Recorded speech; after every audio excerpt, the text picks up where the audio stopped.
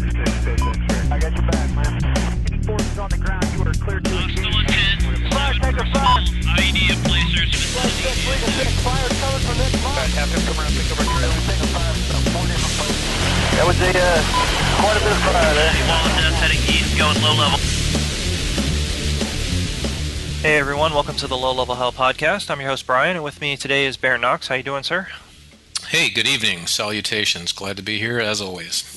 Opening the finest box of wine, I'm sure. Yes. All right, well, I'm glad you could join me today. Today we're going to take a look at Navy flight school, which was a pretty interesting interview, I think. I learned a lot about something that I'd never really thought too much about, but a very different system than I think you and I are used to. Yeah, it was an engaging interview. I appreciate him coming on and giving his perspective. I'd like to hear that if you can line up somebody from the Air Force too. But yeah, talking about the old TH-57 versus the 67s, we grew up on pretty similar aircraft, but a lot of the same experiences. Pipeline's a lot different. Yeah, it was remarkably different. But we'll get into that. First, before we do, I wanted to go over some questions. So we had these questions for the last episode. I know we weren't able to get you on just with timing and everything, but I thought you would have a little bit more to add than just me on this one. So the first question's from Sid, who's one of our Patreon supporters, and he says, the year is 2000. You have risen to the top in the hierarchy of the United States of Bluerovia. On the brink of symmetrical conventional war with the Reds, and is currently looking for a helicopter design to replace its existing Scout helicopters. You've been asked to draw up specifications. So it's a pretty big question, pretty in-depth. I'm going to kind of shorten it down. So I think what he's basically asking is, what does the ideal Scout helicopter have? What capability, what component, what is the one thing if you could put on or make sure it has? What would that be? What do you think? Okay, so as I'm parsing out this question, there's a lot of particulars that he wants to get to. So the year 2000, this is pre-coin.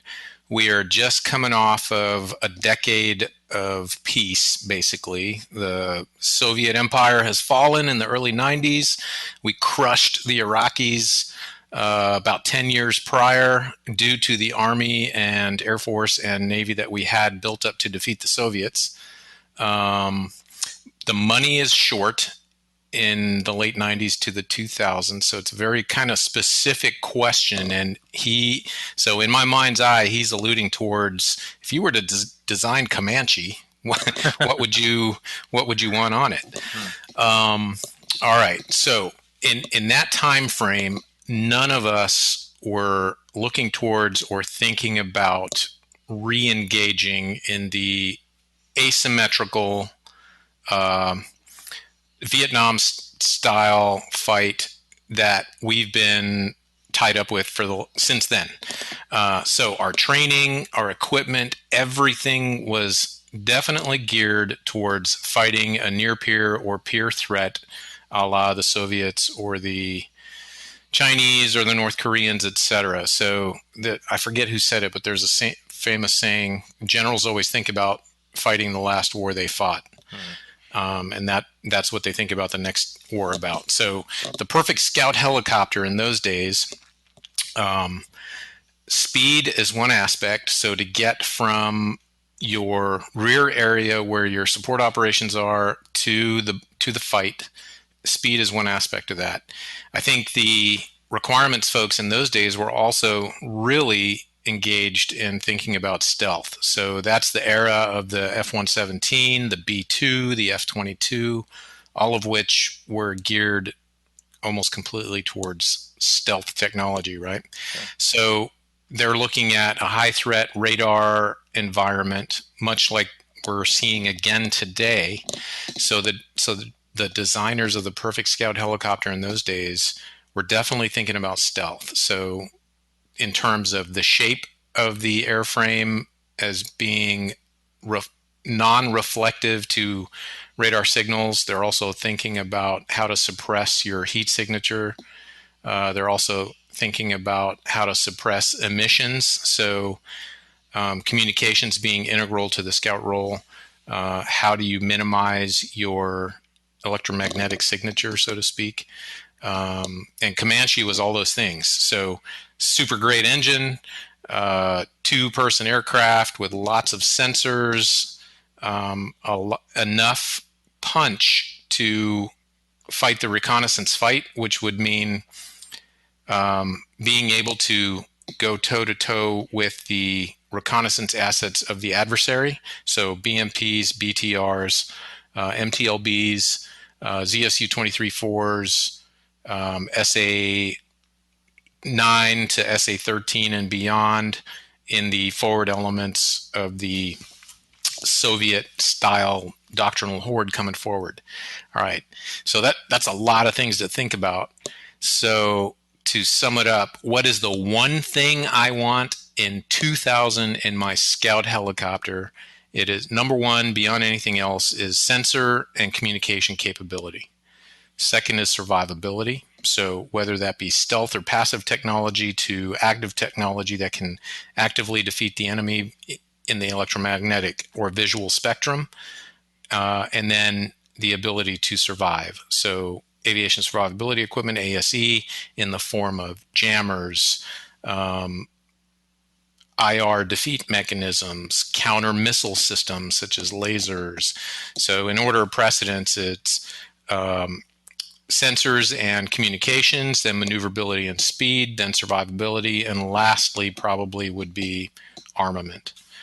And different people would probably rank those maybe a little bit differently, or some of them are pretty close to the others, but that's my kind of perfect helicopter right there. I really wish we had Comanche today. Yeah. Okay. No, as I think about it, I'm in agreement with some of those. I think my primary was, detection and threat, countering capability. So, you and I flew 58s when we didn't have flares, and then they tacked them on, and I know you got to play with them a little bit. I had them, flying around in Apaches and stuff, and that's great. That's a cool system, the ALQ 144. But I just think a more robust package, as technology changes. We had some newer equipment that came out that could do some different things, without getting too deep into that. But I think that for me as a scout is probably one of the number one, because I get it, the speed, getting from the rear area to the front. Yep, that's a good thing, but it doesn't help me once I've crossed the front lines, because I'm not, Exactly, yeah. I'm not going fast. Like I don't need to really to go fast. There's a certain speed that I need to be operating, and my ability to detect and counter threats and then react and counteract them is going to decide operationally my speed, right? So it's not a mechanical speed that I'm worried about. It's a tempo, operational tempo speed that would enhance. So I'm in agreement with that one, definitely. And I never thought about it, but as you're talking here, I was thinking about Desert Storm. And what I think a lot of people don't know is that the opening shots in Desert Storm were actually Apaches. So it Mm-hmm. wasn't F-117s, and it wasn't a fixed wing aircraft at all, but it was Apaches. And then you think about stealth and why do we want a Comanche? Well, that was a perfect environment where you do want something that can get in close to those radar systems in that case, and eliminate them, that then allows the fixed wing to go in and do their job.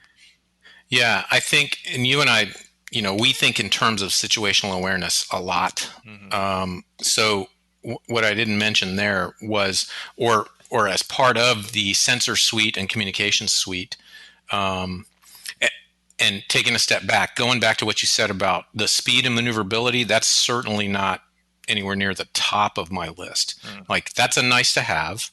But like you said, especially in a high threat environment, speed is not necessarily your friend. And in terms of scouting, the faster you go, the less you know. Yeah.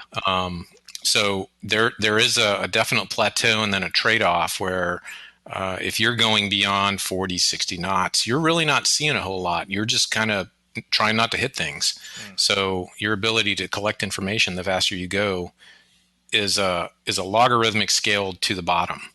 But the ability to be aware more than your enemy is aware, I think, so that information technology, and in the scouting role, whether you go from Vietnam, where you had no sensors except the Mark I eyeball, to today, where you have situational fusion, blending space spectrum to air spectrum to ground spectrum collection, all of which is fused into one situational picture. Like the F-35 can do that. Comanche would have done it. But I think above all else, and putting it in terms of DCS gameplay, we see every day the one who sees first, shoots first, kills first. So if you can find the enemy and see him before he can see you, you have a clear and distinct advantage. So yeah, the ultimate scout aircraft is survivable, but more than anything else, I think it's able to collect situational awareness better than anything else out there. Sure. Okay. All right, we'll move on to our second question. This is from another Patreon supporter, goes by Atlas, and his question is, how much of your training is geared towards a peer-to-peer conflict, and how much of it towards asymmetrical warfare? And he goes on to basically explain, we seem to spend a lot of time and money for the peer-to-peer threat, but the past 20 years has shown us that we've been doing a lot of the asymmetric warfare type, been in that type of environment. So, I certainly have my thoughts, but I'd like to hear yours. Yeah, this question seems to tie into the first one very nicely, right? So I mentioned Desert One to the 90s, and then, kind of the Clinton administration and the big drawdowns. And so money is always a factor, but from the mid 70s through the 80s, certainly in the Reagan years, so the 80s were dedicated towards reestablishing our military dominance on the global platform, and we did that. And arguably, the money spent is what defeated the Soviet Union. They just couldn't keep up with Star Wars and the Big Five, the M1, the Bradley, M2, the F-15, the B-1, the F-117, the Paladin. Those aren't the Big Five. The UH-60, the AH-64. So the platforms that we developed in the 70s to defeat the Soviets in the 80s are what broke the Iraqis in a matter of 100 hours in the early 90s. And we're still reaping the dividends from that. So you always, in terms of like military planning, we have to think about it. There's basically two ways we look at things: the enemy most likely course of action and the enemy most dangerous course of action. So you always expect one, but you got to plan for the other. And that's the unknown, really. We've focused on the asymmetric fight for the last 20 years because that's the fight we've been in. And arguably, it's really hurt us. We're seeing it in readiness now. All the money that we've spent for the past 20 years has gone almost exclusively just to sustain the force we have, rather than develop the force that we need in the future. So that's the point we're at now, is we stopped development in the mid-10s to the late 10s, and all those developmental programs that take 15 years to come to fruition were stopped because almost 100% of the dollars that are in the budget process for the United States anyway went to just sustaining the force that we had. That's why Comanche was canceled, because we couldn't afford to keep developing it, because that money that came out of the bust Comanche program went to buy the modernized TADs on the Apache. It bought a couple hundred more Blackhawks. It funded the CH-47F. Comanche money did all those things. And so that's why maybe I'm getting a little bit off topic here, but this is just to kind of build a picture of why we focus on one. It's because if we don't look forward to what the threat could be, right now we're thinking in terms of 2028 to 2040 as the pacing threat. So when we're looking on the global stage, what are our potential adversaries doing today in terms of economic power, in terms of political dominance in the world? What do they want to achieve? Where do they want to be in 15 years? And how are they going to do that? And a lot of so we call that a pacing threat. Where do we think the Chinese are going to be in 2035? Where do we think the Soviets are going to be in 2035? And believe me, they're spending a lot of money to counter our technological advantage. And our technological advantage has eroded to, and I don't think this is classified or, not anything that nobody doesn't know, but it's eroded to the point where we're on near parity in many cases, which for the U.S. military is kind of a new place to be. So now we're having to look 15 years down the road to develop transformational technology rather than evolutionary technology. So I hope that answers the question somewhat. Yeah, because what you're saying is we've just kind of become stagnant because we're in the short fight, and having to focus on the right now as opposed to before we were had a view towards the future, which Comanche is just an example of that view. All right, so my answer is a little bit more to the point of you have to train for the worst case scenario. Um, and I had this question a lot of times when I was an instructor at Fort Benning, and guys would say, "Well, why are we doing these near peer scenarios that I was always making them do? I'm going to deploy and go to Iraq and fight this coin fight." And my argument is always like, okay, which one is the most casualty producing type fight? Is it a peer to peer fight, or is it an asymmetric fight? And the reality is that the worst case scenario, the scariest environment imaginable, is going to be that peer to peer fight. So if you're not prepared for that, that's going to get you. Versus if you waltz into an asymmetric fight completely unprepared, it's going to suck and it's going to hurt, but you're going to get through it. And that's kind of the way I always looked at it, is I want to be prepared for that worst case scenario. And that's why I think a lot of our training, it does focus, if you're getting ready to deploy, of course, it's going to be focused more on the asymmetric threat because that's what you're getting ready to go do. But I think, at least it's been my experience, that units that aren't really preparing to deploy, they are focused much more on that what if type scenario. Yeah, and so getting to that training aspect, right? So I will give you a specific example. So when, or the second year after the war kicked off, this would have been 2004. I was in Germany in 1-4 Cavalry, part of the 1st Infantry Division in Schweinfurt. We got notified as part of the surge after 3ID did their Thunder Run into Baghdad, etc. We were going to support them coming in from the north through Turkey.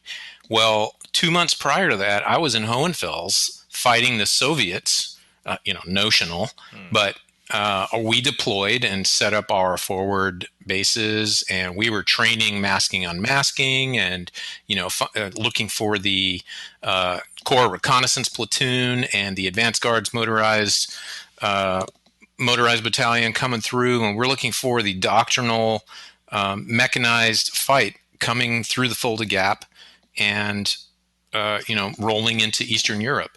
We were still preparing for that in 2003, 2004. Nobody had practiced running diving fire, putting a grease pencil mark on the windscreen. Like that was not a thing. That was, for lack of a better word, technology that had been forgotten. Or I should say it was techniques that had been forgotten. We deployed to Kuwait. We spend our 2 to 3 weeks there getting our equipment ready to go.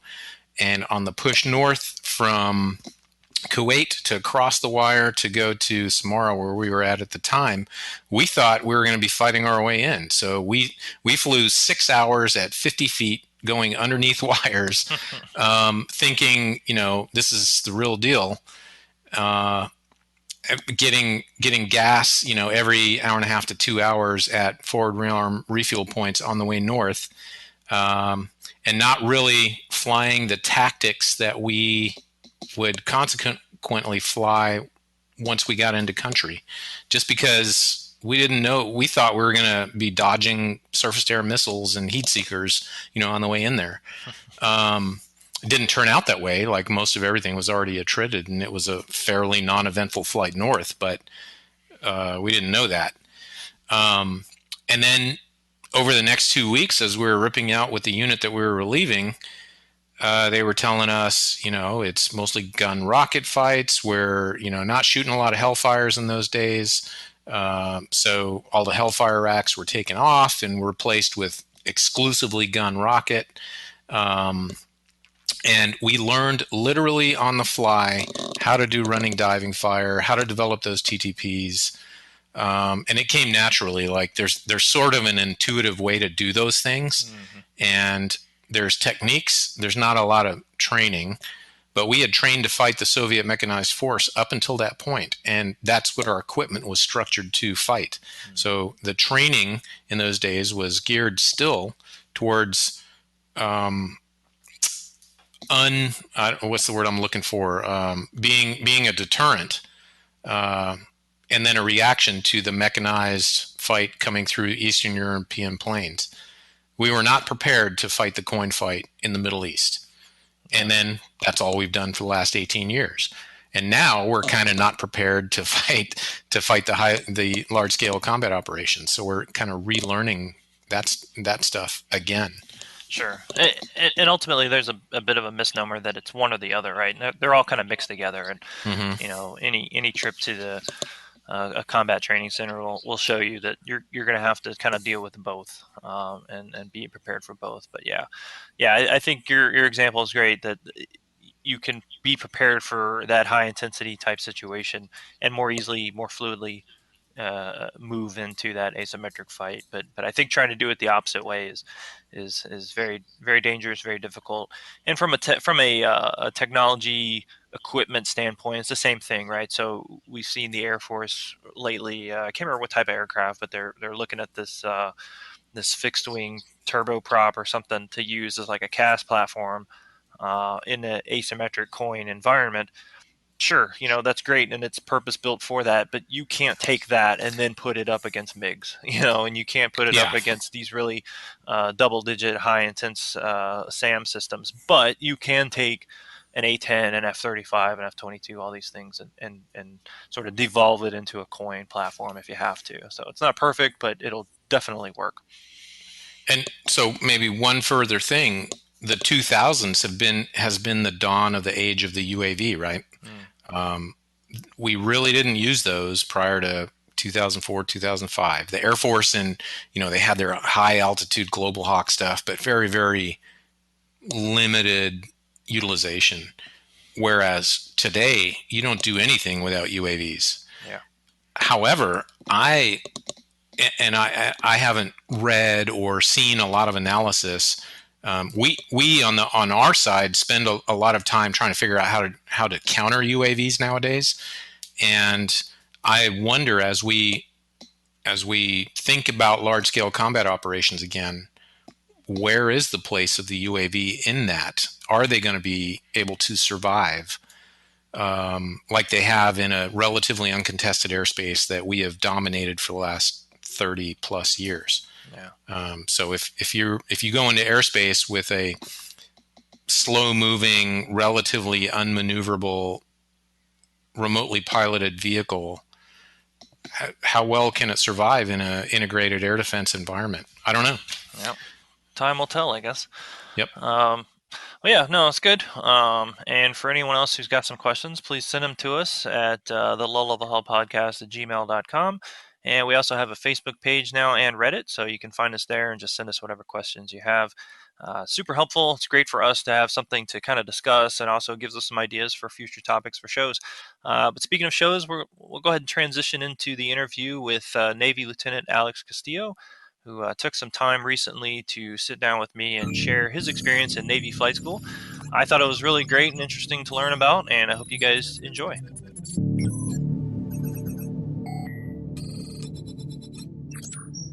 All right, hey, we're here with Alex Castillo, who's a Navy lieutenant flying Seahawks. How you doing, Alex? I'm great. How are you? Thanks for having me on. Oh, not too bad, not too bad. Did you have a good Thanksgiving? Sure did. Awesome. Not a little bit of a lonely Thanksgiving this year since we can't see anybody, but what can you do? Yeah. Well, sometimes it's a blessing and a curse. Kind of depends on your family, but yeah, I'm with you. Definitely. Not any traveling. All right. Well, I appreciate you coming on today, and the focus, like we talked about, is really want to dive into Navy flight school. So you're actually our first non-Army guest. Actually, I take that back. We had a Marine, but he wasn't a pilot. So you're our first non-Army pilot on the show. And I wanted to talk about the Navy flight school experience. And correct me if I'm wrong, the Marines go through the Navy flight school as well, right? It's all joined together, or is it something separate? Correct. It's Navy, Marine Corps, and Coast Guard. I'll go Okay. through the exact same flight school all the way up through wings. So we're all naval aviators. Oh, okay. Interesting. Okay. All right, cool. Well, we'll dig into that. But first, just give us a little intro about who you are and a little bit about yourself and how you got to where you're at right now. All right. I'm from New Mexico, small town south of Albuquerque, New Mexico. I went to the University of Arizona and majored in business management. So for people who are trying to pick majors, obviously I can do it with business management. You can definitely get it there. I commissioned through officer candidate school, so I was just a normal civilian all the way through college. After graduation, I went to officer candidate school for 12 weeks in Newport, Rhode Island, and then I went through flight school, and I'm currently flying H-60 Sierra and flying search and rescue in Washington State. Okay, so you went through college and for whatever reason didn't do any sort of ROTC, but then kind of at the tail end decided you wanted to join the military, or was this sort of a planned It was thing? something I'd always been interested in. When I was a sophomore, a buddy of mine in the business school he was a prior Marine, but was doing a marketing project working with the Navy on some recruiting programs. And the one I did was called Baccalaureate Degree Completion Program. It was too good of a deal, so it's not really around anymore. But basically, I was contracted between the summer of my sophomore and junior year and to basically finish college. And then when I was done with college, I went straight to officer candidate school. I had about a month off and then reported in June. Okay, and I think that's interesting to highlight, for people that are looking to the future of a military career and not just aviation, but in general, is that it's not too late if you're already in college. There's different ways to go about that as well. So okay. Um, Definitely. all right, so you graduated from college in, you said 2011? Yes. Okay. And then so at that point you went through OCS, you said it was 12 weeks, and that's just, for those who don't know, officer candidate school, so that's just learning the basics, right? I mean, that's essentially basic training for officers. You're Yep. cramming all of the 4-year ROTC experience and all of the other things that come along with that into this time period where you're just getting indoctrinated essentially into everything military. Is that pretty rough experience, or is it kind of a gentleman's course? uh, Oh no, it was a little rough. It's actually run by primarily Marine drill instructors. Oh my. So these are all gunnery sergeants, few staff sergeants, mostly gunnery sergeants who already did a tour at a Marine boot camp, and they then come over to Navy OCS, and along with Navy senior enlisted, kind of make the officers. Okay. All right. Well, yeah, that had to be an exciting time.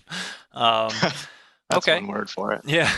And so through OCS, I'm imagining that it's similar to the ROTC process where there's probably some sort of order of merit list where people are putting in what they want, and then based on their performance, that's then being, they're weighting those things against each other and say, okay, you're top of the class. This is what you want. This is what we have available. This is what you get.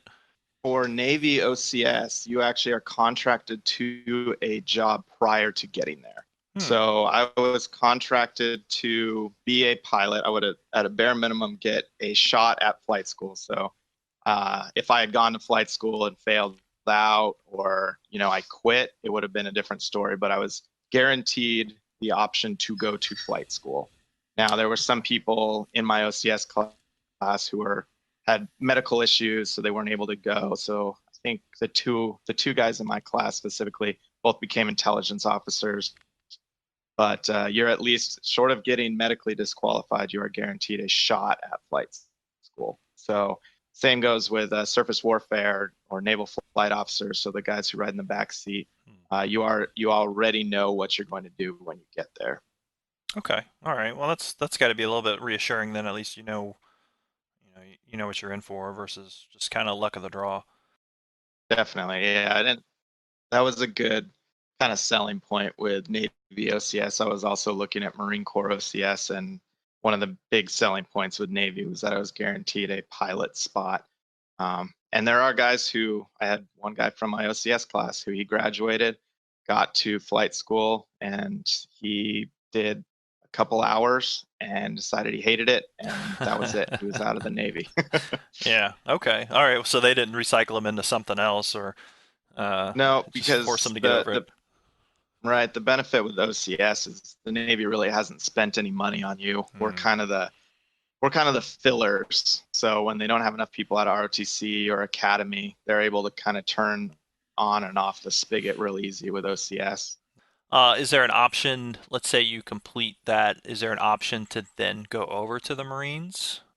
Not at that stage. I have heard of people going blue to green, but it's been much later on after they got wings, basically. Sure. Okay. All right. So you finish OCS, and then what happens next? So then everybody moves to Pensacola, Florida, the cradle of naval aviation. So we all head down there. The first thing you do, if you do not already have a private pilot's license, you go through introductory flight screening, IFS. So that's at when I was going through about 4 or 5 different civilian flight schools in Northwest Florida and Southern Alabama. I went in Foley, Alabama. I went through my training. You do the standard FAA student pilot test, and then you do 12 hours just in a Cessna or a Piper with a civilian flight instructor, and then you get all the way up to solo. So then you go solo in your Piper, you do a couple laps in the pattern, and then you are done. They do the whole shirt cutting thing that I think you mentioned in one of your previous episodes about, and then that's it. So that's the initial weeding out, and that's where my buddy who I talked about, that's where he decided, this is just not for me. I don't even know that he got in the aircraft. He just was studying it. He looked at us, a couple other buddies who were really into it, and he's like, "Do you guys actually like this?" And we did, and he apparently had a come to Jesus moment where he realized it just was not for him. Yeah. Wow. We had a guy in my class, in my what we call primary, and every single flight, at least this is what he told us, every single flight when he was sitting in the back of the aircraft as the passenger student, he would throw up into his shirt. Oh my gosh. As if to hold it, and we're like, well, why don't you just take a bag with you? And I think it was a mental block for him that, I'm going to get over this. If I bring a bag, it's like admitting failure. So, I did during IFS, my first ever flight in a small aircraft. I was sitting in the back. It was pretty hot, and I got a little airsick. They dropped me off, and I just sat on the side of the runway while the other student did his laps, and then I got back in, and I was fine. Yeah. Yeah, and I think that some people don't understand kind of what you just pointed out. When it is hot and you're in a small aircraft, it doesn't take much for, a Cessna, or I assume a Piper as well. I don't know how heavy a Piper is, but these are very light aircraft considering the things that you and I have flown since then. It doesn't take much to kind of bump them around in the sky. And when it is a hot day and you're sitting in the back or not, not actively on the controls, it can mess with you real fast. Definitely, especially when the guy at the controls also has 0 hours in any kind of aircraft. Yeah, exactly. Okay, so you guys show up, and you made a point that if you do not already have a pilot's license of some sort, at least a private license, that you're going to go through this FAA essentially training, but you don't come out of that with a FAA certificate, do you? You don't get licensed through that. Just student pilot. Okay. Yeah. So really nothing. Right. No, it's literally just a weeding out stage for you to figure out if it's something you like, and them to figure out if you have any sort of aptitude for it. Right. And just to save the Navy money before investing significant amount of money getting you actually trained up to be an aviator. Sure. Yeah, because the amount of money just for a helicopter pilot, that in the civilian world is not cheap, right? It's relatively cheap to get your fixed wing license, just using a small engine, single engine plane. But okay, so they're using that to weed people out. That makes sense. All right, so you finish that. If you showed up with a private license already, you just skip that phase completely. Correct. Okay. All right, so you complete that, and then what's the next step? So the next is Advanced Preflight Indoctrination, API. So this is almost all classroom. It's still in Pensacola. So now you kind of reunite with the guys who already have private licenses or above, and you go through academics, PT, and water survival. So the academics is the whole course. I think it's 6 weeks. I don't know. I imagine it's still about the same. You basically learn a new subject roughly once a week. So a couple different levels of aerodynamics, weather, and navigation were the big ones. And it's basically just kind of getting everyone a baseline knowledge, more of the terms really that's going to be used throughout flight school. So real general to all aviation, whether you're flying big aircraft, helicopters, or whatever. Also coupled with that is a decent amount of PT, nothing crazy, and water survival. So you go to the pool. I'm trying to think, it was at least once or twice a week, and they do you do the helo dunker. Yeah. So I'm not sure if the Army does that. Yeah, we do.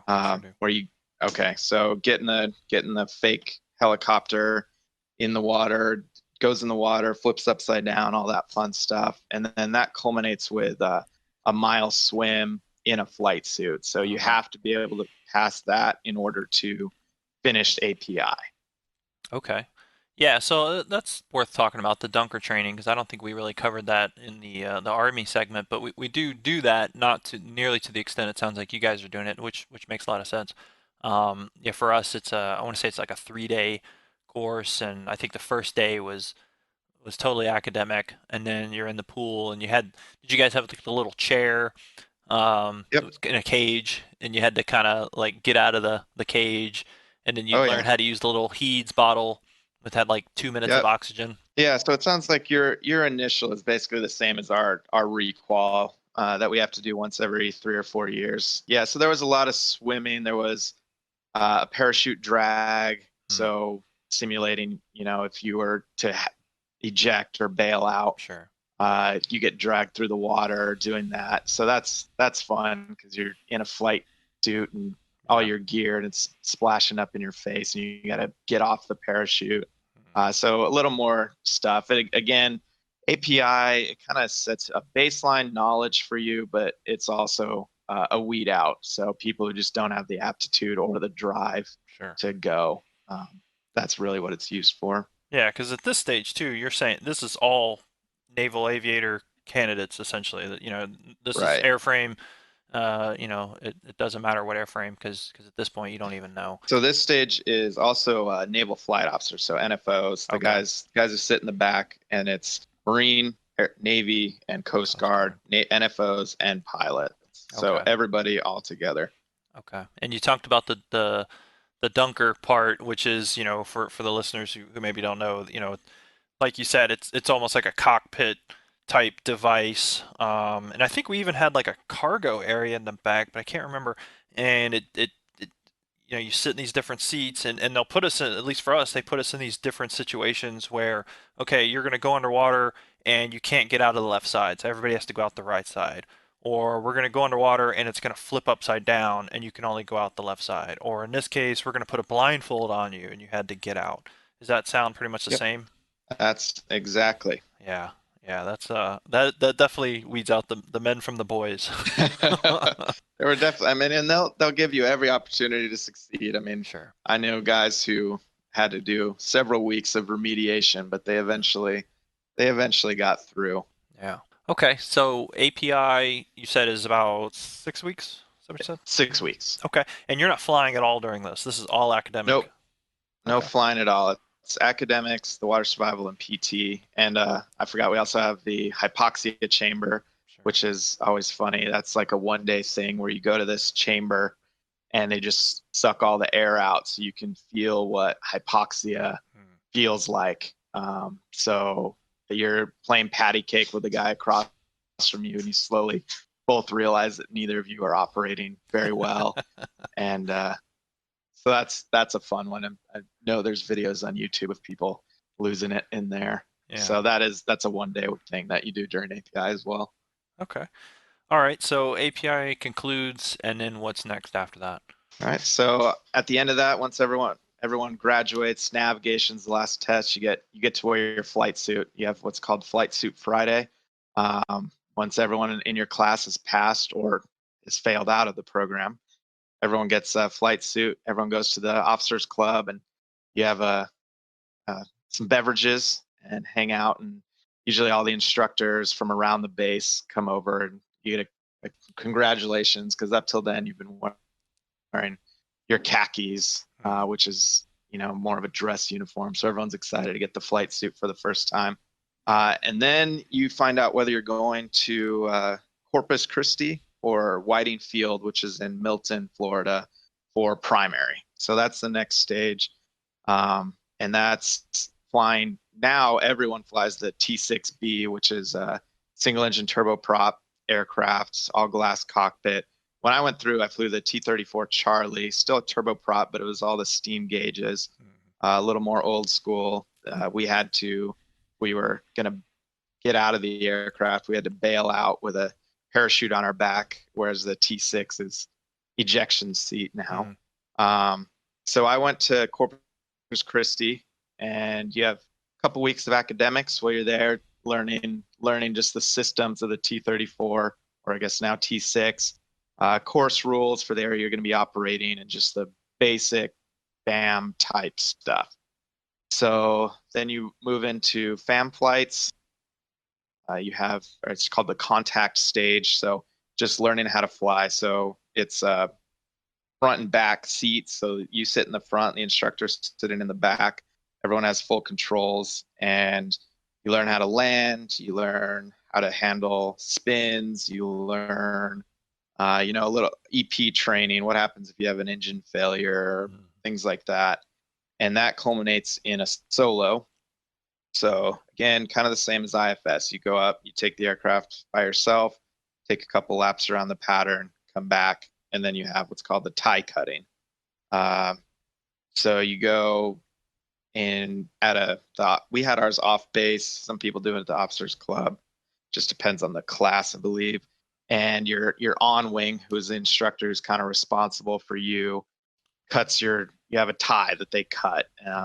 There's a lot of different theories on where that came from, but it's a old school World War II-ish era thing, where once a student is allowed to solo take an aircraft on their own, their instructor cuts their tie, so everyone can kind of see that you've progressed to that point. The next stage is precision aerobatics.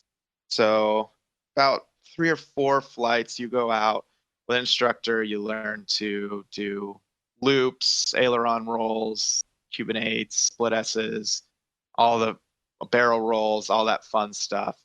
You do 3 or 4 flights, and then they send you out solo to do that.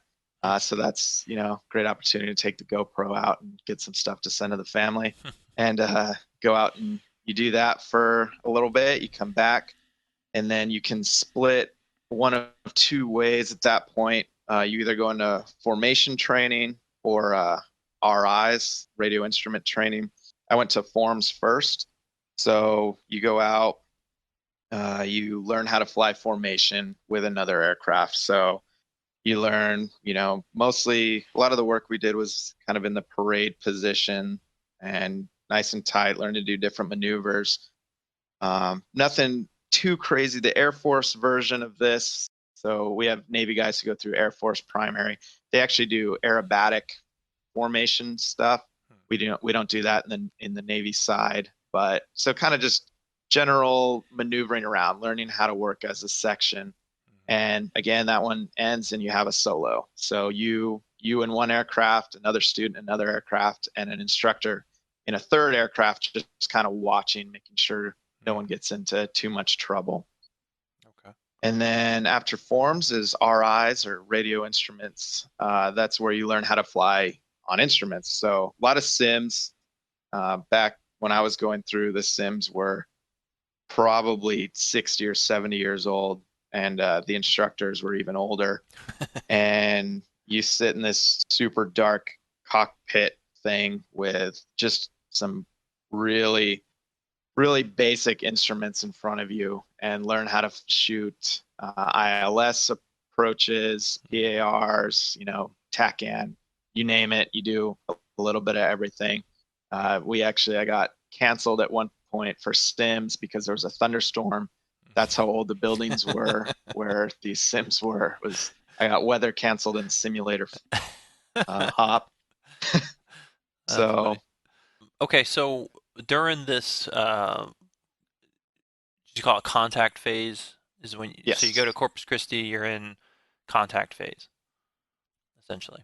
Yep. Okay. Yeah. So the whole program while you're in Corpus or Whiting is called primary. It's primary flight training. Primary. Yeah. The initial stage where you're just learning to kind of fly the aircraft is called contact stage. Right. Okay. All right. Yeah, we do the same. So how long is your primary then? I got there in late March and I left in late September. So right about 6 months. I was definitely on the fast end. They were trying to get, my class was right there at the end of the fiscal year. So they kind of rammed us through. 6 months would definitely be on the fast side. I think most people are more in the 8 to 10 month stage, or they were then. I don't know currently. And how many hours but probably do you fly about that. in that time period? You leave primary with about 100 hours in T-34 specifically, or Okay. T6 now. Okay. So circle back to an earlier question. At this point, is there an option to get your civilian ratings at all, or no? No, not yet. That'll happen after advanced, which I is see. the next stage. Okay. So while you're in primary, is that a PCS move? Is that temporary duty? How does that work? So I'm not sure how they're doing it right now. At the time, basically, the way they treated it was a TAD or intermediate I stop from OCS. There was some controversy with the way that handled because you don't make per diem while you're there, but they don't give you a move either. So I'm not sure if they've changed that now, but you do move all of your stuff. So I lived in an apartment off base. So yeah. Yeah, that would be rough for that period of time. I mean, I have to imagine at this point they probably do it like what we would call, I don't know if you guys have TDY en route. So Yeah. like when I went to the Apache course to go through AQC, it was a 5-month stint at Fort Rucker, but it was TDY between one PCS to another. So yeah, okay. Yeah. It was kind of weird the way they handled it, and we're all just these baby ensigns who don't really know any better. Right. So we just go, okay, yeah, I'll go rent a U-Haul and give me however much money you think is fair. Right. We'll call it a day. We'll call it even. Okay. All right. So primary ends. At this point, you've gotten 100 hours in fixed wing. You've done all this instrument navigation training, formation training, aerobatics at two different, one of two different locations. All right. So that's over. What's next? You said advanced? Yeah, so at the end of primary is actually a selection for your pipeline. So this is where you split off. Everyone kind of goes their separate ways, whether they're flying helicopters for Navy, helicopters, jets, P-8s, Ospreys, E-2s, or E-6s. So if you're flying helicopters, the Marines and the Coast Guard guys kind of come with you. So the way they do the selection there is they just take everybody's grades. Everybody puts in their input. You rank. I think you rank your top 3 pipelines that you want, and then they just make it up. So most of it is just what happens to be available, what the Navy has open that day. So I've heard of helo drafts where everybody goes helos. I've heard of jet drafts where everybody goes jets. Right. It really just comes down to the week.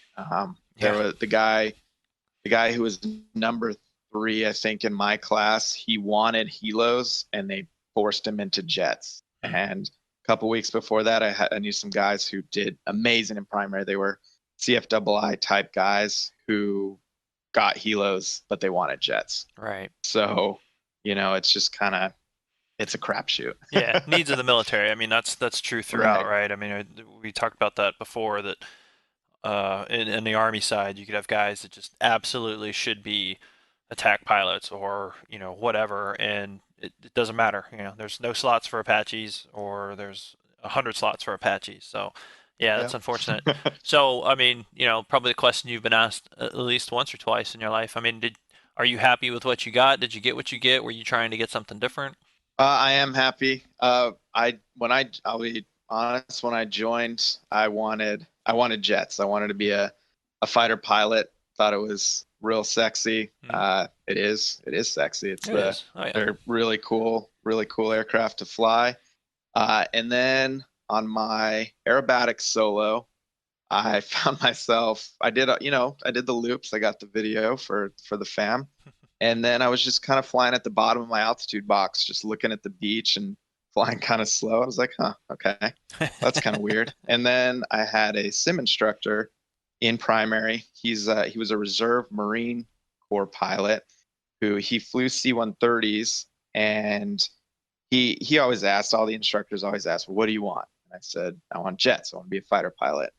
And he said, well, why do you want that? And my answer was kind of, well, it's awesome. I want to say I'm a fighter, but it's cool. I want to go. Yeah, roll off the tongue. Yeah, I want to go Mach whatever and break the speed of sound and shoot guys down and all this stuff.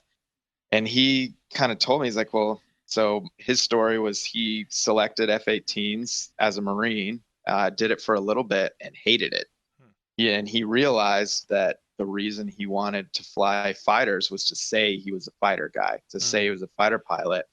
And he actually swapped while he was after one of his first tours, and swapped to C-130s. And he's like, I was so much happier. I liked the mission better. I liked the people better. And so he's like, just take that. And I did a lot of soul searching and kind of realized that the helo guys, the helo lifestyle, the locations, all that was more in line with the kind of person I was. So.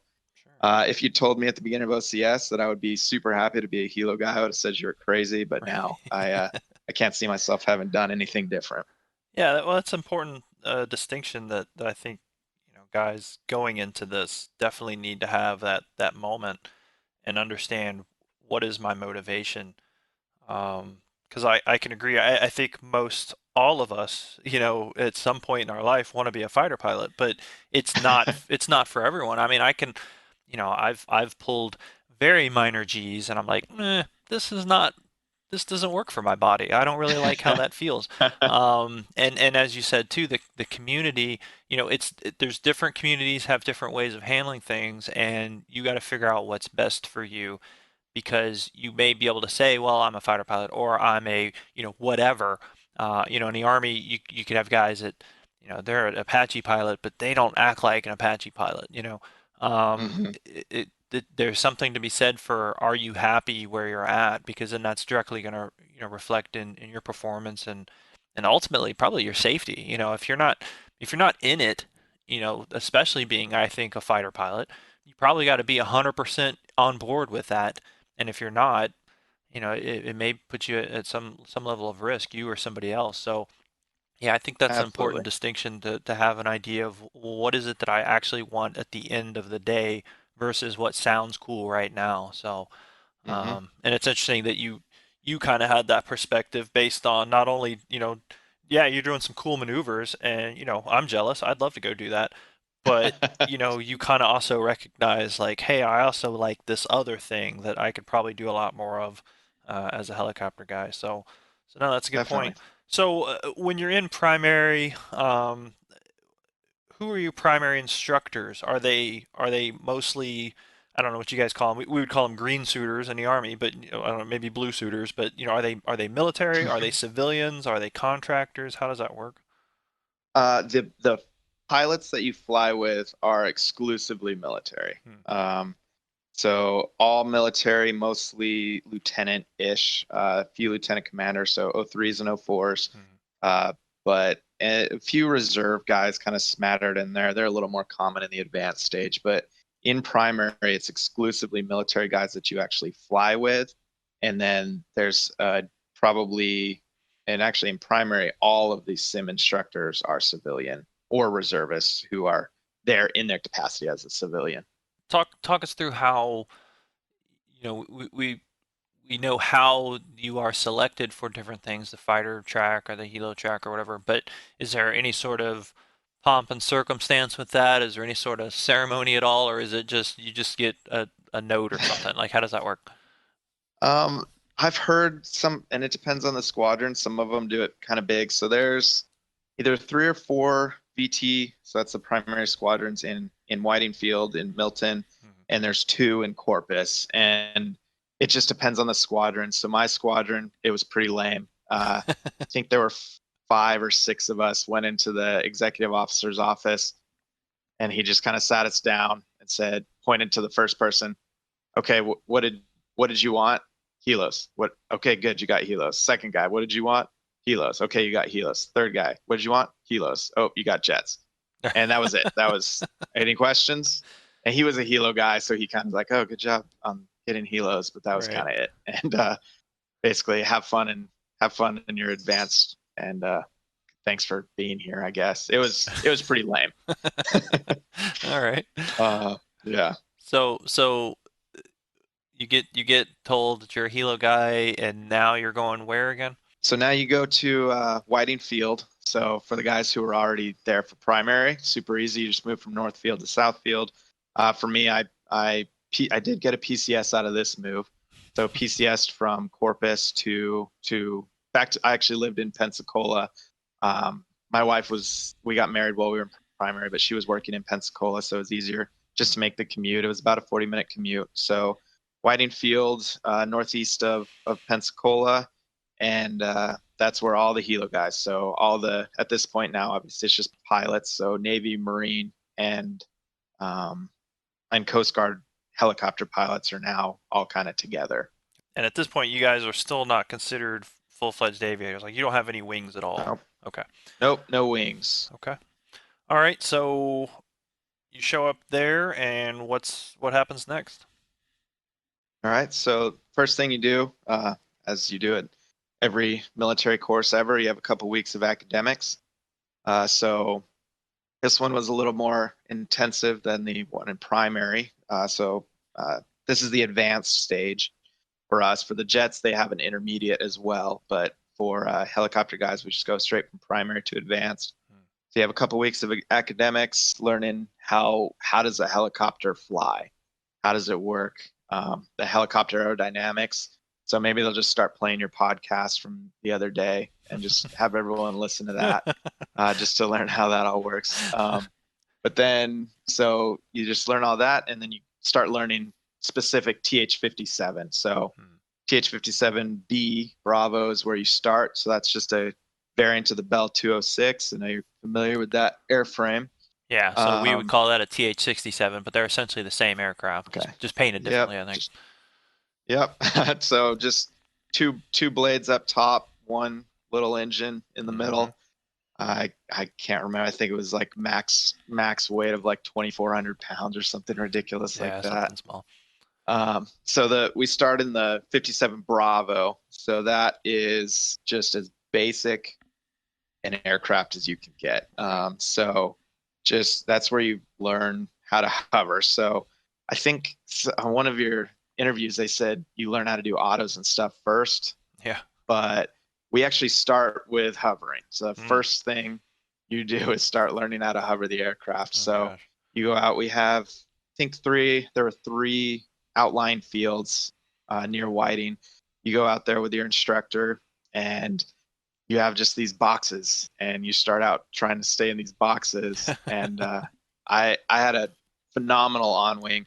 He was a great instructor and he was really good at just getting you to chill, just mellow out, kind of distract you. So, start with just the cyclic and then just the collective, and just the pedals, and then slowly start moving them together. And I remember at one point we had drifted way off of my concrete box and we're now approaching some trees and a fence.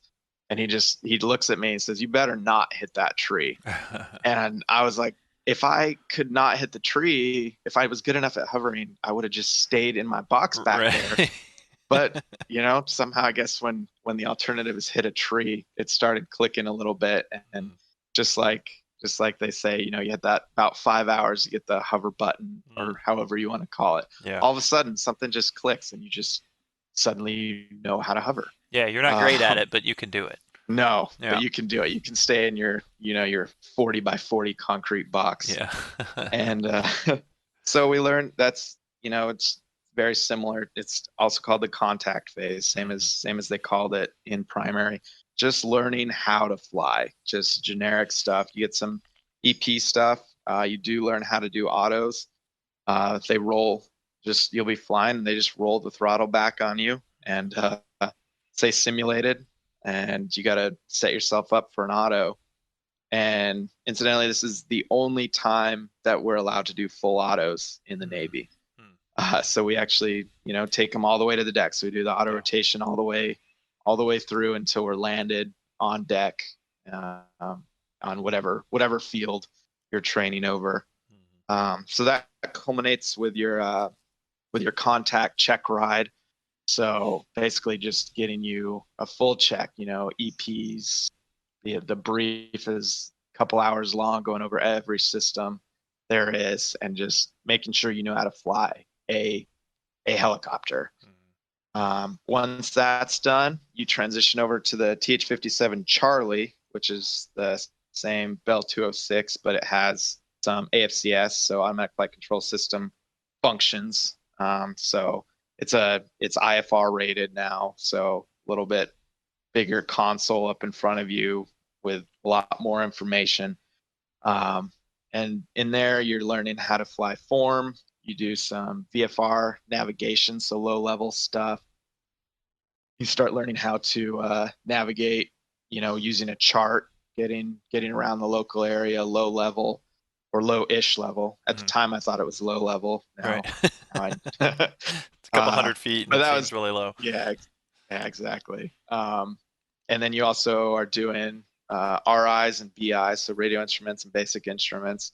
So learning how to fly the helicopter in the IFR realm on instruments, getting controlled by controllers. And this is where I really started learning what the kind of how a crew works. I remember, in primary, they're training you because so many guys go and fly, single seat fighters. They're training you to fly by yourself. Now in advanced, it's where they start really pushing the CRM, the crew resource management. And I remember, they set me up he tells me, okay, shoot this approach. And so I'm fumbling around. I got the stick and I'm trying to fly, and I got my knee board, and I'm trying to handle the radios and the approach plate and all this stuff. And the instructor just looks at me. He's like, "What? Why aren't you using me? Why? I'm here. I'm part of the crew. Give me something to do." Right. And it really started clicking there, and that's when I really fell in love with the helicopters, because you don't fly by yourself. You have somebody else in the crew who is helping you fly, helping you tune radios or brief the approach or whatever it is. And then towards the end of the RI BI syllabus, you do a cross country usually with your on-wing and your on-wing partner. So you usually paired up with another student and one on-wing, and we went down to Key West from Pensacola, which in a Bell 206 took every bit of 12 hours to get down there, going all the way around. We weren't allowed to go over water at all. So we had to go around, and with gas stops and everything. It took a while. That was a great time. You get out there, and you're out there with your buddies, and you're a pilot, and you go out in town. It's awesome. Sure. So then the other small stage, you have a few NVG flights. So your first experience flying on goggles is in advanced. Usually with they have Marine MOTS 1 instructors who are kind of the subject matter experts on the Navy Marine Corps side on flying on goggles. So they really teach you how to fly on goggles for the first time. And then you do your solo cross country. So they call it solo, but you're with another student who's either at your stage or slightly more advanced. Maybe they've completely finished the syllabus and they're just waiting to wing or whatever. And you do a solo cross country. So we call it a cross country. Really, it's just an out and in. You go from Florida or from Pensacola. We went to where we go.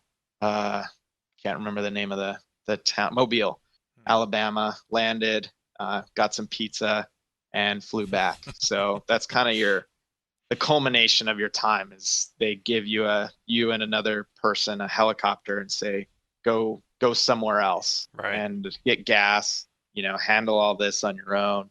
And we flew. You had to do one IFR leg and one VFR leg. So on the way out, we decided to file IFR because the weather was gross. We went in the clouds at 1,200 feet, and I didn't see it again until we broke out on the ILS at 500 feet or something like that. And that was when I really realized, like, holy cow, I can do this. Right. Like I went in the clouds, however far away Milton is from Pensacola, 50, 70 miles, something like that. And I came out, and the next time I saw the ground was over the airport I intended to end up at. Yeah. So it's a great confidence booster for that. And then that's basically the syllabus. So at this point, you've had 100 hours fixed wing time, and then you've had how much rotary wing at this point? About another 100. Okay. I think I finished those two stages of flight school with like 212, something like that. So everyone's 200 plus or minus. Sure. Okay, well, that's a lot of time though for training. I want to say when I graduated flight school, it was maybe just over 100 hours. But of course, we didn't do any fixed wing. It was all rotary wing. But because I'm thinking about it in terms of you're in a Bell 206, you're doing NVGs, which we didn't do in the Army until you get to your advanced aircraft. We did instruments, but we never did anything solo with instruments. But I mean, by the time we're doing instruments, I mean, you're probably at, 50 hours total time, I think. So, oh boy. Yeah, I can't even imagine. Yeah. It would be terrifying. Yeah. I was actually doing my instrument check last week or the week before, just my recurrent. And I was in a turn talking on the radios in a descent. And I told my co-pilot, I was like, man, trying to imagine back to flight school if they had given me a turn, a descent, they had me swap to the final controller all at the same time, and my head would have just exploded. Yeah. And I didn't even think twice about it. So it's amazing how far you go from that 50-ish hours when you start flying a 300 mile per hour or 200 mile an hour T-34 in the clouds to now. Yeah. Well, and you brought up a good point too. Helicopter flying is very much a team effort. I like to joke with the fighter guys, like, well, if you can do it single pilot, it must not be very hard, because it is both people working, 100% of the time in a helicopter, for the most part. So there's a lot going on, and you really can't afford to just sit there and be a passenger in the front. You got to be a contributing member of the team. Okay, so that's essentially the ending of the advanced training at that point. Yep. Okay. Yep. So then you wait around until winging. So when I was there, they were doing wingings, I think once a month. It might have been once every 3 weeks. And so somewhere between when you complete the syllabus and when you actually get your wings, you choose an actual platform. So in the Navy, that's either the MH-60 Romeo, MH-60 Sierra, or the CH-53, which I think they're currently on Echoes, might be swapping to kilos, not 100% on that. And then your location. So you put in a dream sheet and you rank, all the aircraft with the location, and you can put on there, I prefer a location over platform. So some people, they bound and determined they want to go to San Diego. They don't care what they fly. They don't care if it's the Romeo or the Sierra. They want to go to San Diego. I wanted to go to Japan. So I put H-60 Sierras and H-60 Romeos Japan first on my list. So and then you just find out somewhere in there. I was actually on vacation. I was at my brother-in-law's wedding. So I just got a phone call from the student control officer and said, "Hey, congratulations, you got H-60 Romeos out of Japan." It's like, sweet, okay. And then you have your winging. So that's the big day. Everyone, dress uniform, family comes in, and you, the Coast Guard guys and the Marines all stand together. You get your wings, someone pins them on you, and then you have a couple of parties. So you have the over torque, which is the command sponsored one, right after with all the family, and the instructors. I think it was when I was there, bought some kegs, and you have the class before you, I think, pays some money in for the food, and everyone kind of gets together and hangs out, and then you have your winging party that is funded by your class for everybody who's in all the squadrons together. Get together and have a party in usually downtown Pensacola. And it's at this point that you're a fully winged naval aviator. So whether you're Navy, Marine Corps, or Coast Guard, you're a naval aviator.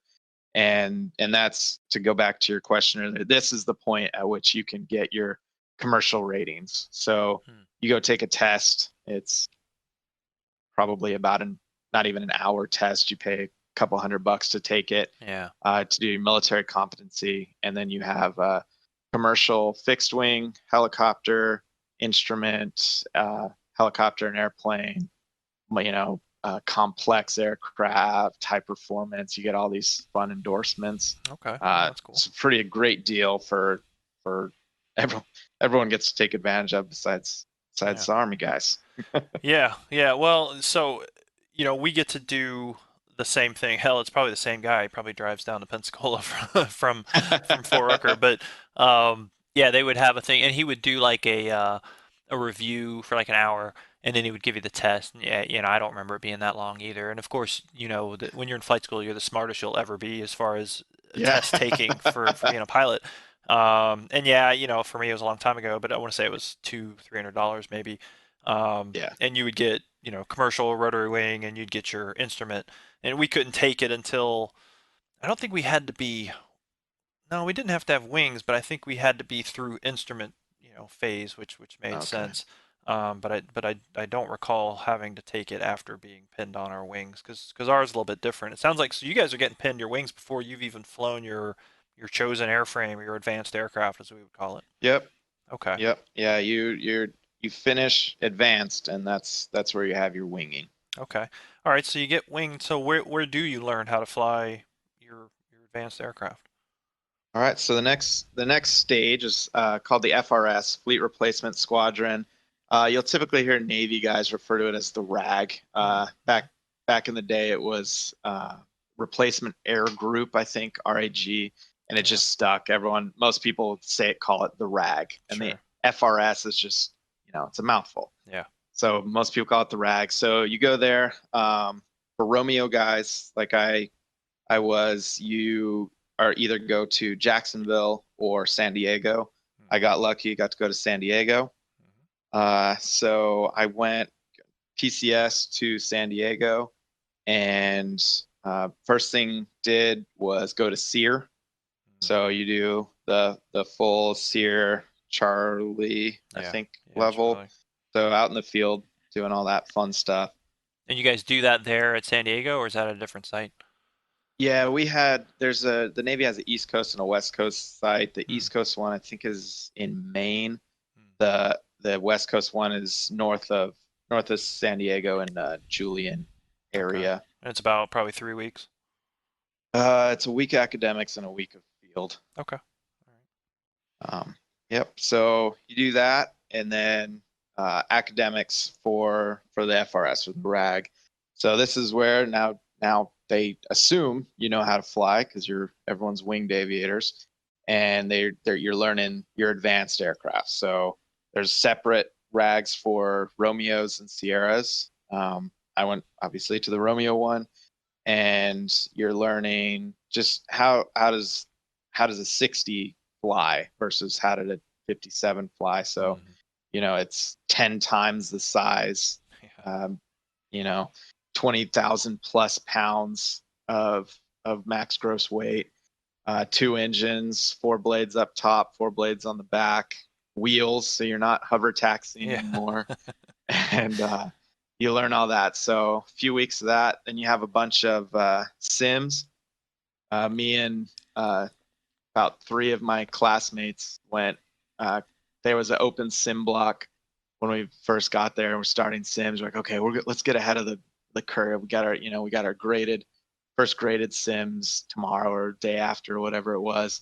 Let's get in the sim in this open sim block and just practice stuff. Yeah. And we sat in there, and we're following the checklist, and we realized we couldn't find the starter. Right. I mean, there's four naval aviators in here with thousands of pages of documents, and nowhere does it say where the starter is. It says press the starter, Right. Engage starter, engage, but no one had any idea where it was. So we ended up having to call the guys who run the sims, the civilian like computer nerd dudes, to come in and show all these guys who thought we were hot shit how to start the helicopter, where the button even was. Right. Um, Which I'm sure he didn't tell anyone else about that. Oh no, I'm sure he didn't. Um, so then you're doing sims. So these are, now we've gone from kind of the JV level sims that were, in Florida that were older than my parents, to now these are the multi-million-dollar full motion in some cases. Some of them were static, but some were full motion, amazing visuals, all this crazy stuff. And we're learning how to fly the 60. So you do some sims, and then you start doing fam flights. Again, you have an on wing. I was paired up with one other person with this particular on wing, and start learning how to fly. So you're flying out of San Diego. You go down to what's called Imperial Beach. That was our outline field, south of San Diego, basically on the border with Tijuana. And you just sit there, and you just you learn how to fly an aircraft that has just an insane amount of power compared to anything you've flown up to this point. Right. Not allowed to do full autos anymore. We had to recover, 30, 40 feet. Yep. So that was kind of sad. Kind of missed that, I guess. I don't know. And then you do what's called your NATOPS check. So our document, our manual for each individual aircraft is called the NATOPS. So you do your NATOPS check. So this is where you're becoming a pilot qualified in model. So now you're allowed by the Navy, you're qualified to fly the aircraft. So at this point, you only have probably maybe 20 or 30 hours, if that, in the 60. But you pass this NATOPS check, and now they've basically blessed, okay, this guy knows how to fly this aircraft. We're good with that. And then you move into tactics. So you move into the tactics phase. This is very heavily skewed towards the sim side, just because it's expensive to expend ordnance, and you get a much more robust tactical syllabus being in the sims, because we could link different sims. You could link sims in San Diego to Jacksonville to Fallon to Japan, and you can link all these sims together and do these large force type exercises. But we're learning how to fight the aircraft at this stage. So you're learning more single aircraft stuff. So the H-60 Romeo is multi-mission. That's where the M and MH-60 comes from. So we're part of the Helicopter Maritime Strike community. So that's what it's known as within the Navy, HSM. So we do surface warfare. In that capacity, we carry Hellfire missiles, APKWS rockets, and we also employ crew-served weapons out the back. No forward firing like guns, but just ones run by the sensor operator in the back. And we have the 50 cal and the 7.62 crew-served weapons. And then kind of our bread and butter in the Romeo community, that something that no one else does, is anti-submarine warfare. So in that, kind of in that vein, we carry torpedoes to, shoot the submarines. But in order to find them, we have a dipping sonar. So we're able to come to 70-foot hover over the water and lower this big couple 100-pound, we call it the dome, down into the water, a couple 1,000 feet down even deep, and find submarines. So that puts noise out in the water, finds a submarine, tells us where it is, and we can, whether obviously most of the time we're just tracking it, seeing where they are, who it is. We also employ buoys. So we have called sonobuoys, which we expand into the water, and they listen for submarines or other ship noises, things like that. So in the tactics phase, that's really what you're learning how to do, is fight the aircraft, how to use all your weapon systems. And then one of the last things you do in the RAG is Dlqs, deck landing qualification. So you do day and night. You fly out. Usually there's a couple guys in the back, so you can trade off, but you fly out with an instructor and you land on the back of a small ship. So I did mine on the back of a cruiser. So you start out with days. You do, I don't remember how many bounces. I want to say you had to do 6 to a landing. And we have what's called the trap is on the ship, and we have a probe that extends out the bottom of the aircraft that is caught in that trap. So you have to land with the probe in the trap 6 times during the day, and then once it gets dark, you go do it at night. So we, at the time, for some reason, they were not having you do it on goggles for your initial Dlqs. That has since changed, so now your night Dlqs are done on goggles, and that's usually about the last thing you do at the RAG. And then you have what's called the soft patch. So soft patch ceremony, everyone goes to the O Club on a Thursday afternoon, and it's all the squadrons pretty much are there. So in San Diego, there's probably, I think there's about 8 Romeo squadrons, and everybody shows up to the O Club, and there's pizza, and somebody from your squadron comes and puts their squadron patch on you. And that's your first time that you're not a student. You're not really thought of as a student anymore.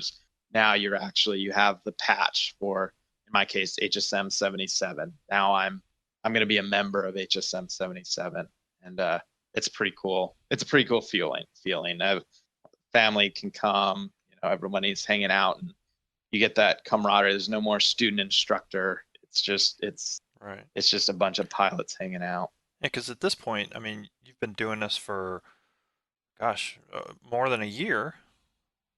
Yeah. So by the time you start API till the time done with API, call it 3 months, another 6 months of primary, 8 months of advanced, and almost a year of FRS. So yeah, I commissioned in September of 11, and I completed the FRS in June of 14. So almost 3 years of flight school. Wow, that's incredible.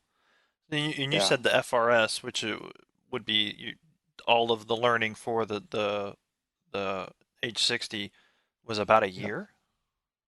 Yeah, right about. Wow. Probably. More like 10 months. I got Sure. there. I got there in July, had SEER, and finished up in June of the Okay. next year. So really about 10 months actual syllabus time. Wow. And I guess I would imagine a majority of that is eaten up by the tactics phase. Yeah, probably 2/3 of it. Okay. Yeah, that makes sense. Because I'm thinking about, in the Army, the Black Hawk guys, their course is, I want to say like 8 weeks. But they're not employing Hellfires or torpedoes, all these things. No, They're literally, yeah. take off and land somewhere and doing formation flights and practicing some level of air assaults. But I think too, you guys are probably, it sounds to me, and you can tell me if I'm wrong, it sounds to me you guys are more, I want to say, combat ready coming out of flight school, where you're going to go to your unit and you're plug and play, versus in the Army, you're kind of getting the basics in flight school, and then you're going to your unit and you're learning a lot of the advanced stuff at the unit level. So what happens when you guys, now you're done with school, you go to Japan in your case, what's it like integrating with the new unit? Yeah, so I mean, I met my squadron on the ship. Well, actually, I met them in Busan, Korea. They were having a port call, so I PCS to Japan with the wife. We were there for a couple weeks, and then I flew to Busan, Korea to meet the ship. Showed up. We had 2 days of port call left, and so, I show up at the boat, and my sponsor comes up to me. He's like, "Hey, nice to meet you. We're leaving. Get whatever stuff you want. Let's go into town." It's like, okay. I basically grabbed a toothbrush because I was thinking I mean, I don't have a hotel room or anything. I'll be coming back. I don't even think I grabbed a toothbrush. I think I had to buy one of those. And we just left. And, we went out in town, and I met the squadron in a port call, which is still just, I mean, absolutely as much fun as I've ever had is hanging out in port calls with your squadron. So I kind of trial by fire just met these guys and gals out in Korea. I ended up sleeping on my sponsor's couch and having to go back the next day to the ship to find some clothes to wear and take a shower and stuff, and then went right back out. So then, we got underway out of Korea, and it's exactly like you said. You're plug and play. So you're what's known there as a level 1 qualled. So you're allowed to go out on flights with an aircraft commander for an actual flight in support of the carrier's mission. And so I went out and started, learning how to fly around an aircraft carrier, learning how to fly around ships, way out over water. And you're expected to be ready to do that. And then you start working on level 2. So level 2, you're level 1 already. You start working on your level 2 quals. So at the end of level 2 is specifically geared towards tactical stuff. So tactical employment of basically a section or your aircraft, how to really fight your aircraft without any instructing. So if you went out with just some random guy who didn't know about tactics, you could still fight the aircraft is essentially where you're getting to with a level 2. Right. And becoming a 2P. So H2P, just a slightly more advanced wall within the aircraft. It doesn't really mean anything. It's more of a check, about 6 or 8 months in is where you're hitting your 2P level. So you're expected to make it by then. You usually have a board and it's a syllabus event. And then that's kind of an easier one, and that's followed by level 3 and hack. So what you guys just call pilot and command, or PCs, we call hack, helicopter aircraft commander. And that's usually hit that about 18 to 24 months after you get to the squadron. So that's, in order to get to that level, you need to be able to fight a section of aircraft. So you and another aircraft going out and doing either surface warfare or submarine warfare, you need to be able to run the section basically autonomously, as well as show kind of the responsibility and decision making to be able to sign for an aircraft. So that usually happens. I think I hit mine about 20 to 22 months, somewhere in there is where I made aircraft commander. And all through this time, so one of kind of the unique things about the Navy, the way we run it, is your primary job as an officer in a squadron is really your ground job. Yeah. So whether that's being a skeds rider, or you're a maintenance division officer or aircrew division officer, whatever it is, that's kind of your main job on the day-to-day is to take care of that. Oh, by the way, I also need you to make level 3 and aircraft commander, because each squadron, we have everything to run the entire squadron within our squadron. So we have functional check pilots, which you I think call maintenance test pilots. We have those within our squadron. All of maintenance is controlled within our squadron, so we can take our squadron anywhere and fix the aircraft, schedule the aircraft, fly the aircraft. all within our 250-ish person squadron. And how many aircraft in the squadron? Ours had 8, which is a small Romeo squadron. I think most Romeo squadrons are 10. Okay. And this was on a carrier, right? Right. So HSM 77, where I was a carrier-based squadron. So we would have 5 aircraft on the carrier, 2 aircraft on what's called the shotgun cruiser. So the ship that kind of sails around with the carrier to help protect it. And then we would always have 1 aircraft and some sort of major maintenance back at home. Okay. Yeah, I was There's going to ask also- that, how that was delineated between, because I knew you also had aircraft on the smaller ships, but so you're saying it's sliced off from the carrier squadron. Do you guys rotate out there, or is it just for this part of the cruise, you guys are going to be on the destroyer or whatever? Yeah, so you would kind of rotate on basically every 6 months or so, a different det, roughly. We call them dets, or combat element, would go over to the small ship, take their two birds and go over there. There's also expeditionary squadrons in the Romeo community who their only job is to supply a 2-bird det to small ships. So they might have 6 or 8 dets on 6 or 8 different ships. Sure. And that's all they do. They don't have anyone on the carrier. Gotcha. Yeah, because the Navy's not just carrier battle groups. There's other just ships kind of out there doing their own thing, or smaller, I guess, squadrons or what have you. And that's what's populating those. Okay, that makes sense. Okay, well that makes a lot more sense as far as Navy flight school taking as long as it does, because like you said, you're kind of slotting in, and I mean, your first flight could be actual, combat or combat support type mission, whereas for like the Army, it would not be. There's still some training that has to be done at the unit level to kind of refine your skills. So okay, yeah, that makes a lot more sense. On my first night flight, I got some on top time with a different country's submarine. So yeah, you really you go out there and you're just ready to do it, and that was awesome. Yeah, that's awesome. Okay, so I mean, what are you doing now? You're obviously not on a carrier. No. So after I finished with the fleet tour, so most aviation, your first fleet tour is 36 months. I ended up getting extended out there to 42 months. After I finished that, I came to Whidbey Island, and now I'm doing search and rescue. So this is a shore tour. So all aviators in the Navy, you'd go sea tour, shore tour, sea tour, shore tour. So I'm on my first JO, junior officer shore tour. So I transitioned over to the MH-60 Sierra. That was about a 6-week transition course, just to kind of learn the few minor differences between the Romeo and the Sierra. The Sierra is literally it's an Army Black Hawk that the Navy bought, and it's a truck, so there's not really anything in it. It's got an aux fuel tank, and that's pretty much it.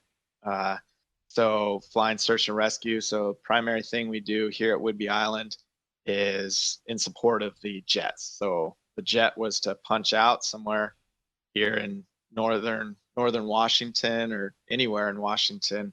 We're the first call, so we go pick them up, whether they're in the water or they're in the mountains or whatever. So we spend a ton of our time training in the mountains, high altitude stuff, learning how to operate there. Thankfully, jets don't punch out very often. We haven't had an actual jet emergency in a while, knock on wood. So we're actually able to provide our services to the state of Washington. So we're at about 55 missions, I think, this year of civilian SAR, whether it's search and rescue out in the mountains or medevacs. We're able to provide that as long as it's on a not to interfere basis with our primary military duties. So we're pulling people off of the side of Mount Rainier, down south of Seattle, Mount Baker. We're doing these missions up at 7, 8, 9, 10,000 feet. It's been an awesome tour. I'm actually almost done with it. Unfortunately, it's been incredible being able to do the flying and stuff up here, but yeah, it's been incredibly rewarding to be able to come up here. So what's next for you? Awesome. My next gig, and this is definitely something I made a note to make sure I talked about. They don't advertise when you sign up for being a naval aviator, the Disassociated Sea Tour. So all naval aviators are expected after their first shore tour to do what's called the Disassociated Sea Tour. It works out a little differently for the different communities. The jet community is really short on people, so they actually typically end up getting to go back to a flying tour. But for the maritime P8 guys and helo guys, we have to go be ship's company on a boat somewhere. So I am going to be an air operations officer on the USS America, which is an amphibious assault ship or amphibious.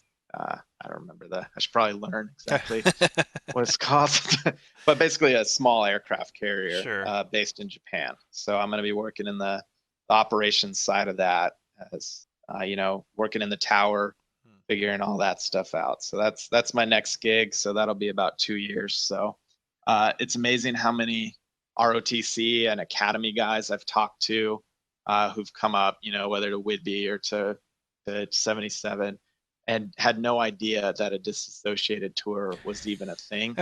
So the Navy's got to get their extra little PCU Oh yeah. for a couple of years going to be ship's company.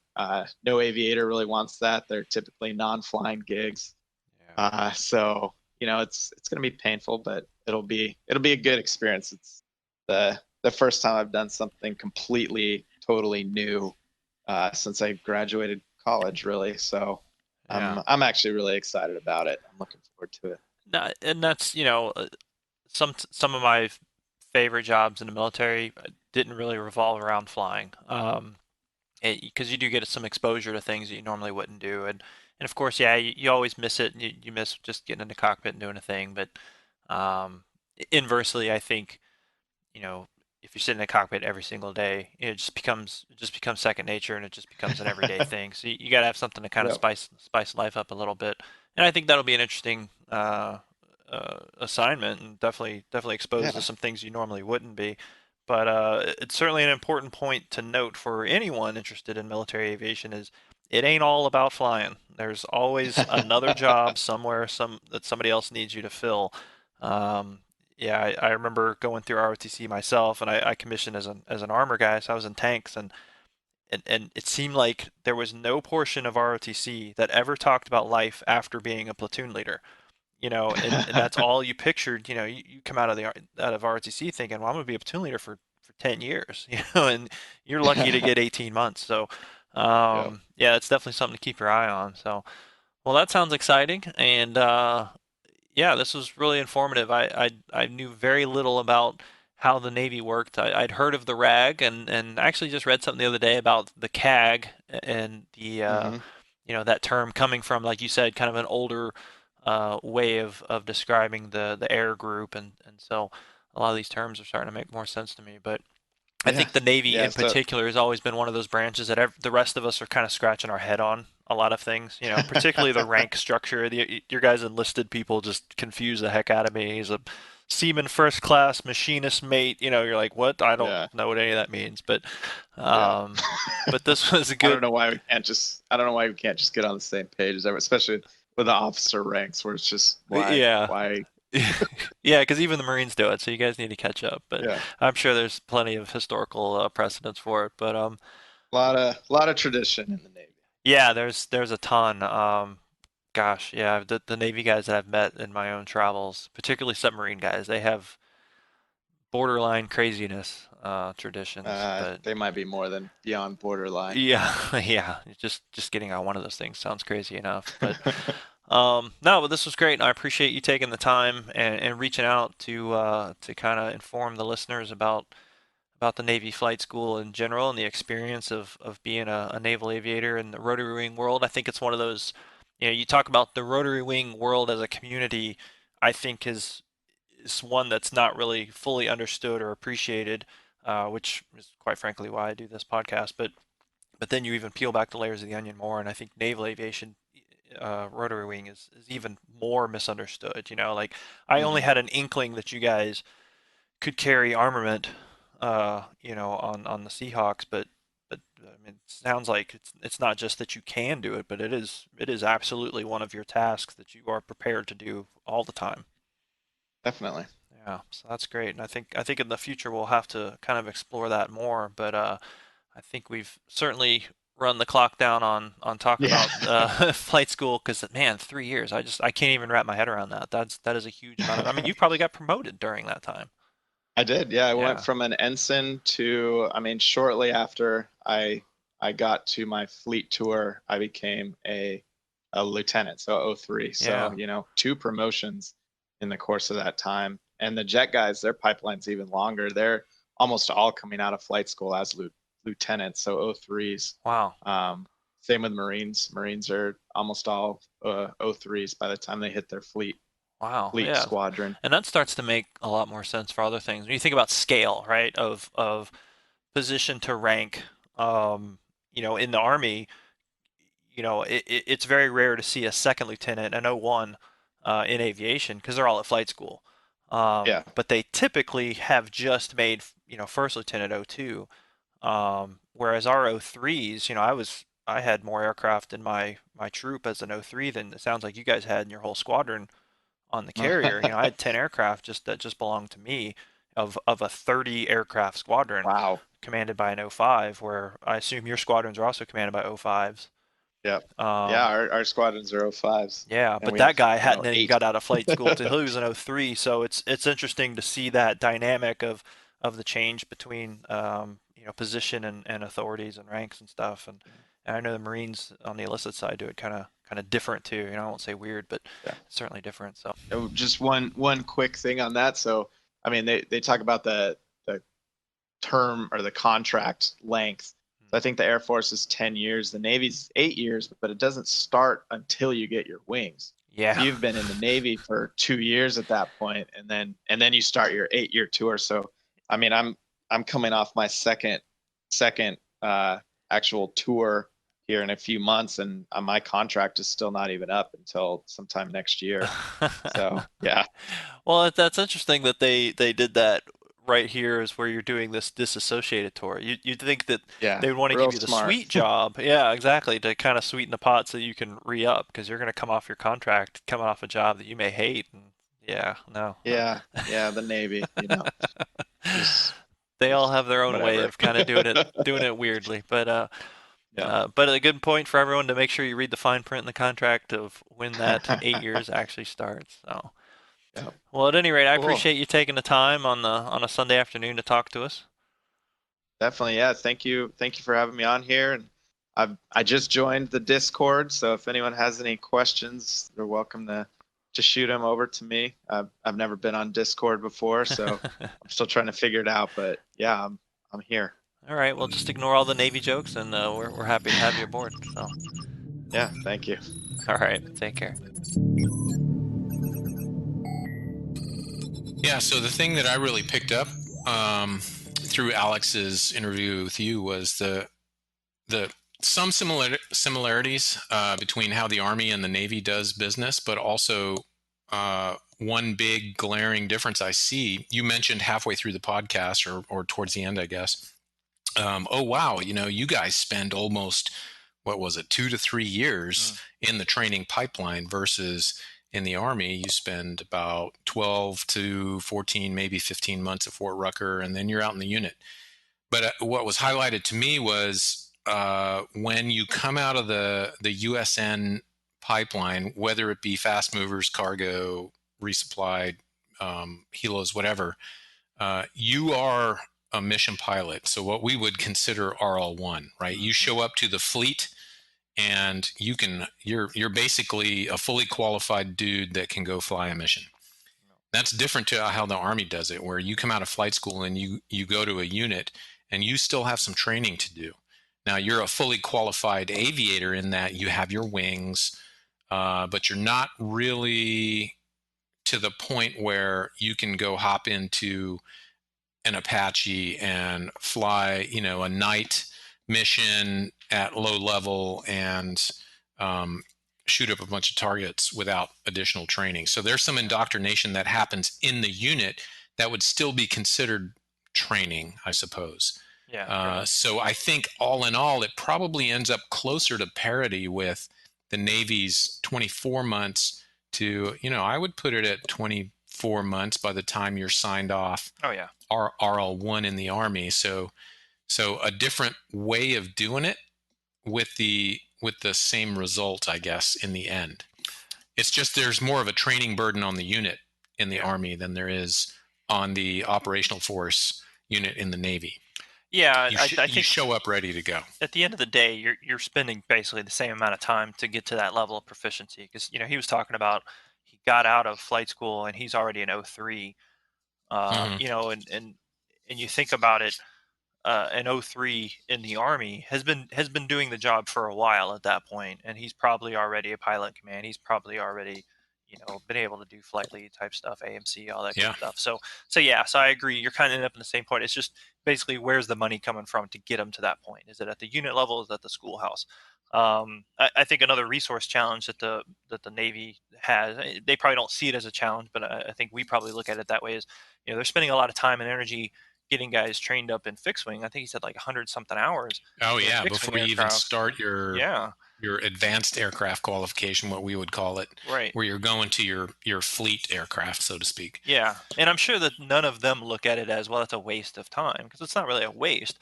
But for us, we skip that part and just say, okay, well, we already know you're gonna be a helicopter pilot, so we're gonna put you in a helicopter. Yeah, well, if you flip that coin, there's some dudes that come out of the training pipeline at Rucker now, or when they get to aircraft selection, I should say. So all Common Core, we call it Common Core, everybody starts in a helicopter. Yeah. And then you go to aircraft selection, you get your AH-64, UH-60, CH-47, or if they're available, you can choose fixed wing. So kind of flipping that coin, where everybody starts in fixed wing in the Air Force and the Navy and then goes to rotary wing if they get that platform. It's the opposite in the Army. Yeah. Everybody starts in Common Core rotary wing, and then if you get tracked into fixed wing, that's your advanced track, and you go to fixed wing training later on. No, but yeah, it was super interesting. And I agree with you. That was kind of the number one thing I took away from it is very different result on the far end. But as we've discussed, I think the time is still spent there. It's just a matter of where you're doing it. So, but yeah, super thankful for Alex for coming on. And we actually do have a Air Force pilot lined up. I'm supposed to talk to him, I think, later this week. So we'll get a look at the Air Force experience as well and kind of compare notes and see where everything pans out. Yeah, with the Air Force coming, you better make sure you have like hors d'oeuvres lined up and some little snacky snacks. And he did say he wanted only green M&Ms. So yeah, there you go. Yeah. So, all right. Well, yeah, I guess we'll wrap it up here. Appreciate everyone listening, and again for sending in the questions. Please send in more. We love it. We've got a few more that we'll address on the next episode. But send them to us via email, Facebook, Reddit. And if you are so inclined and want to support the channel, we have opened up a Patreon page. So just find us there, Low Level Hell Podcast, and take a look. We've got some different tiers, some different things that come along with it. If you have any ideas for other different perks for tiers, I'm all ears, happy to hear them. So send them to us as well. But as always, please like and subscribe to the show. It helps us get the word out, spread it around to your friends. And appreciate you guys stopping by. And as always, stay safe and fly safe. We'll talk to you next time. Get to the chopper.